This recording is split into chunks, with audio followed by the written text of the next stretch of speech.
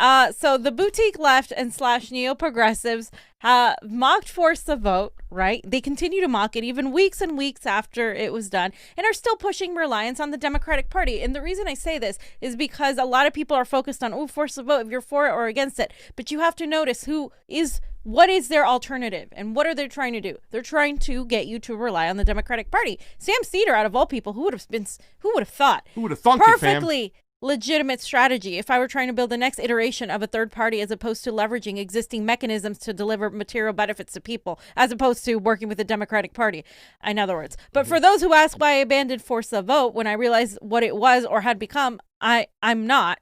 So this person said, who's to say, really? And I, Jeff, I don't have Jeff Woods because he blocked me. Jeff. But, troublemaker. This is from a chat from MPP. Now, MPP has their issues, and you don't have to like MPP, but you also don't have to assume that everybody is in MPP is horrible. You also don't have to assume that just because you don't want to participate in MPP, let's say you want to vote green, that doesn't make the Democratic Party the alternative, because it isn't. And that's what they're trying to do here. They're trying to say, well, MPP is corrupt, blah, blah, blah, and they're doing this. They're trying to push you out. Yes, they're trying to push you away from the Democratic Party, because the Democratic Party is bullshit, and it has shown you nothing but letdowns, and they haven't given you crap. So I'm not going to read through this whole thing, but basically in this Slack, they were talking about the fraud squad are the biggest enemies of MPP. If Justice Dems worked, if reforming the Dem Party from within worked, why form a People's Party outside of the Democrats?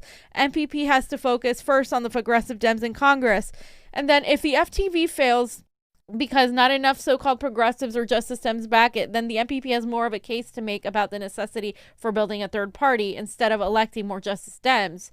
And then later on, if you keep scrolling down, if Justice Dems like AOC are viable, then what is the point of MPP? If the Democratic Party can be reformed just from electing progressives to it and changing it from within, why even focus on MPP? And so therefore, the plan is to use Force the Vote as a wedge to break leftists and for Medicare for All supporters away from Dems. If the goal of FTV is to win Medicare for All, sure, it will fail. No ploy to get Dems to vote for Medicare for All will succeed, but I don't think that's actually FTV's goal. So I'm not evaluating it on that basis. Y'all are tripping if you don't see the end goal. The whole point is to attempt to force the squad to pick a side. It's worthwhile to see the people, to see AOC and co refuse to even make it in exchange for the support. I agree. It shows everyone how absolutely bankrupt even the, quote, left Democrats are and how completely incapable they are when it comes to any actual fight. With FTV, we are already collecting the contact info of people who actively want to fight for a new party. It's real simple. By exposing the Democrats as absolute hack frauds that they are, MPP would alienate any remaining support that Dem voters have for the party and pull these voters into the MPP.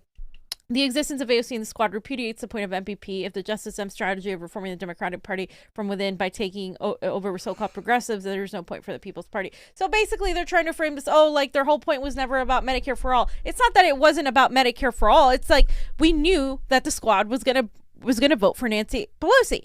That was the whole thing. That was my issue with even from Force the Vote beginning. First of all, the squad shouldn't vote for Pelosi, period. But Jimmy was being nice and giving a concession saying if you vote if you withhold your vote from Pelosi and you as long as she pushes a floor vote, then fine, do that.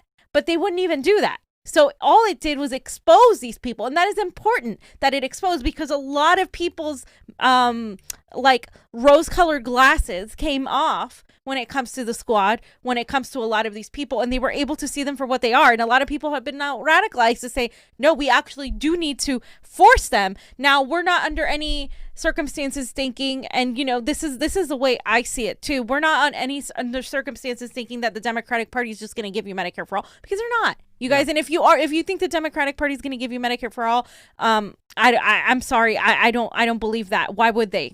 You literally do whatever they ask, and you continue to vote for them. So why would they give you Medicare for All? AOC is talking about hopefully having healthcare by the time her kid is an adult. That's like in 30 years. She literally said that. So why would I think that they're going to give you fucking Medicare for All? So what I'm saying is they're trying to twist this as this is a bad thing. And then Ryan Grimm goes on to say something really stupid. And he said, this is from a third party's organizing Slack. If this stuff didn't make sense to you before, it will after reading this. Party is called Movement for the People's Party, which led the FTV thing. They plotted to convince people that left-wing Democrats are actually sellouts. They are. They are. Do you think this isn't owned, Ryan? They're fucking sellouts. They are. And stop mocking this. People are dying. People don't have fucking health care. It is the most basic thing we should get. We shouldn't even be talking about this anymore. We should already have it. And the way you turn this around and this elitist, they turn it around using this intellectualization like they're above it. Like, oh, this isn't the way to do it. Democrats aren't sellouts. They have shown us that they're fucking sellouts. And he said they did this by playing on people's genuine rage at a system that leaves people to die without health care is deeply shameful. That is exactly what's happening. What's shameful is that you're trying to say that doesn't matter and that we should just sit here and beg Democrats to do something and continue cheering the squad when they don't even have the fucking spine or the backbone to stand up to fucking Nancy Pelosi during a fucking pandemic. And if we're not going to do it now, when were you fucking waiting, Ryan? Oh, they're going to push these little committees afterwards. No, they're not. Not everybody involved had this motive, but many did, and those who didn't should call it out. What you just said, can we talk about that again real quick? I mean, this whole thought process that the Democratic Party can be reformed, and the fact that the squad is the people to reform them. And if you really think that, number one, that they can be reformed, I feel sorry for you right now because they never will be. And number two, if you think that the squad is the way that they reform just because they're for Medicare for all and at least they say they are a Green New Deal, when they are so horrible when it comes to our civil liberties, when they are so horrible and won't call out these fugazi elections, when they are so horrible on foreign policy, when nothing is listed on their pages about foreign policy, then you're ridiculous because you're gonna leave a lot of people out in the cold. I've always said this before. I never praise Tulsi. I praise her policies because the things that she's into are the things I'm into. And there's a big group of us on the left, leftist libertarian-minded people who want to see fair elections, who don't want to see our civil liberties infringed upon, and we want to end these regime change wars. And those people, the squad, they ignore all those avenues right there. And since they say Medicare for all, you're like, yes, let's go with them. It's ridiculous. But they don't ever plan on giving it to you. They're not even fighting for you. So why would you believe it? And Niko pointed something out too later on in those comments. He said the Democratic Party already does a good job of convincing us that they are sellouts. You don't need MPP to convince people that the Democratic Party is fucking sellouts. We've been talking about the Democratic Party not being reformable for a while now. Pasta and I started this show with thinking maybe we could have an inside-outside strategy, but really leaning towards more of an outside strategy. Now I'm full on like, fuck the Democrats. I want nothing to do with your party. Absolutely nothing. You're all disgusting. You're just as vile as Republicans, if not worse, because you pretend to be better and you're not. And here we have smiling Kamala and Joe Biden being inaugurated tomorrow when she was the most unpopular, one of the most unpopular candidates who couldn't win her own fucking state. And Joe Biden went from 5th place to 1st place. And you're going to tell me that we have democracy in this country? You're going to tell me that those people that were going and rioting didn't like, what were they rioting about? Oh my God, white supremacy?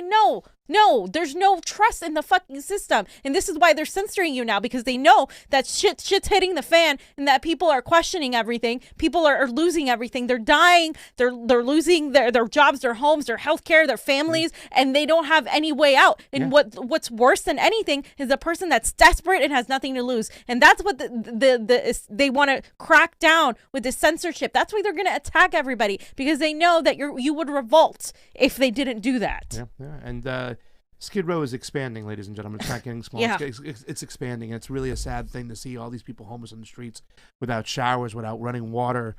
And you know, it's when you look at them in the eye, the look of defeat. You know, I get choked up and I lose it sometimes because we shouldn't have not only just homelessness in the most richest country in the world, but the mass amount of homelessness right now. Almost 750,000 right now, people living on the streets, and it's only going to get worse. And it's sad. And these people who are saying, oh, we can't force a vote now, we can't do this right now, we're going to do this because we want to impeach the president a week before he's thrown out, but we have the gall to do that and the nerve to do this while people are dying on the streets, no housing, no health care, and then yet every single day we still have bombs that are dropping all around this world, and we're selling it left and right, and the military-industrial budget, which is not only just propped up by the Democrats, but people like Adam Smith write the bill on it, you know what I'm saying? Right where that money's going to be spent in the Pentagon, not on soldiers, not on troops, not on their health care when they come home. And 22 soldiers a day still pulling the trigger and killing themselves every day because they can't deal with the PTSD from what our country is doing. And we want to say there's an insurrection, there's a coup on the Capitol. Check yourselves, ladies and gentlemen. And these new progressives, these Democrats, the squad, they don't do anything to fight this stuff. They don't stand up for anything. In fact, they defer to the caucus leadership. Yep.